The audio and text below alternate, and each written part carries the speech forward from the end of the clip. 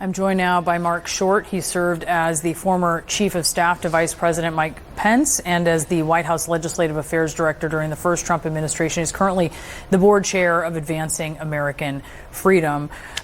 It's still a raw moment. I mean, this just happened with Charlie Kirk, but watching that memorial service, and that was hard for Erica Kirk. It was clearly so difficult, understandably, right? But just a lot of conflicting emotions on this idea of kind of not just forgiveness, but how you see an enemy or someone working at crossways with you.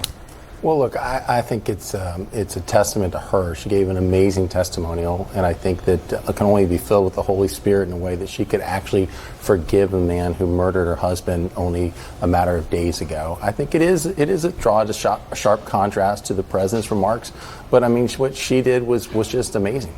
How did you see elected officials making an effort, or not, to bring down the temperature?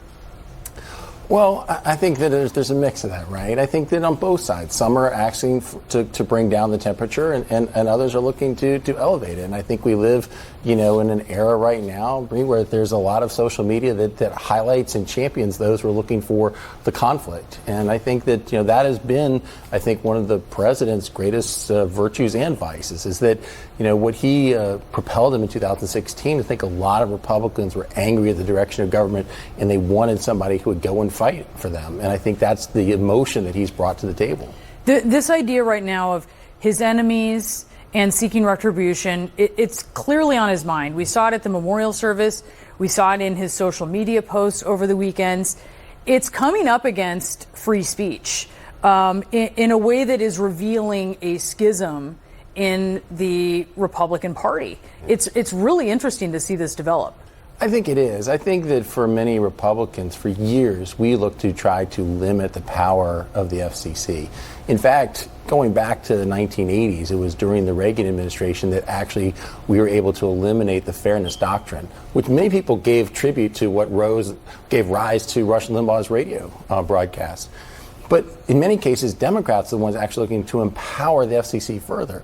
So it's another example of where we are in Trump 2.0, where it's kind of upside down and looking for a Republican administration to broaden its power. And I think really, for many conservatives today, it's time to actually eliminate the FCC. It was created in the 1930s in a whole different era. And if we're really sincere about trying to limit the size and scope of government, it's not needed today. So when you see, Ted Cruz basically saying, listen, no love lost with Jimmy Kimmel, he's not a fan. He made that very clear. But he's afraid that, you get it. It can come and it can go, right? So what does that look like? What do conservatives who share a concern that you share here feel that this could look like when the glove is on the other hand? Well, again, I think we saw it a long time ago, but before we eliminated the fairness doctrine, it was used to try to determine what voices could be heard in the media. And I think we believe in many cases it was conservative voices that were silenced. I think Ted's exactly right. Disney has every right to fire Jimmy Kimmel, and I applaud them for doing so. But the FCC should not be part of that conversation. So, part of free speech in this country is that it protects a lot of speech that many of us, abhor, sure. Right? So let's talk about that because there's a question right now. The press briefing today, you had Press Secretary Caroline Leavitt announcing that Trump intends to designate Antifa as a terrorist organization as soon as today via an executive order. Antifa doesn't have this kind of clear structure. And so there are some folks out there asking, how can this be done without somehow maybe coming up against free speech? And I wonder how are you seeing that in light of this discussion we're having? I think there's a difference. I think Antifa has attacked police. Antifa did have massive, unrest in Portland, Oregon, just a few years ago. Antifa has attacked ICE agents. I think there's a difference between your actions and your speech. Again, that's not speech, to be clear. Exactly. So then how is there a sort of that making that distinction? But also the designation of it as a terrorist organization when it's not that well organized. It's not well organized. That's a very fair complaint. But at the same time, if it is, I think, a terrorist organization when they're conducting violence against police, violence against law enforcement, that's, as you said, it's not speech. And so I think he's right to designate them as a terrorist organization.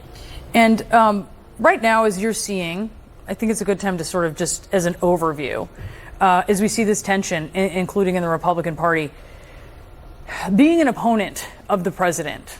What does that mean at this moment in time? It sort of feels a little different even than a couple months ago. What does it mean right now? I don't know. I mean, honestly, I think that there are some people who are political opponents of the president, but what is, as you said, what does it mean? Does it mean if you take a different position on, let's say, support for Ukraine, or you take a different position on the FCC and free speech, or, even if you take a different position, you're uncomfortable with him weaponizing the DOJ? I think in many cases, a lot of Republicans supported Donald Trump because they felt the Biden administration weaponized the DOJ against him.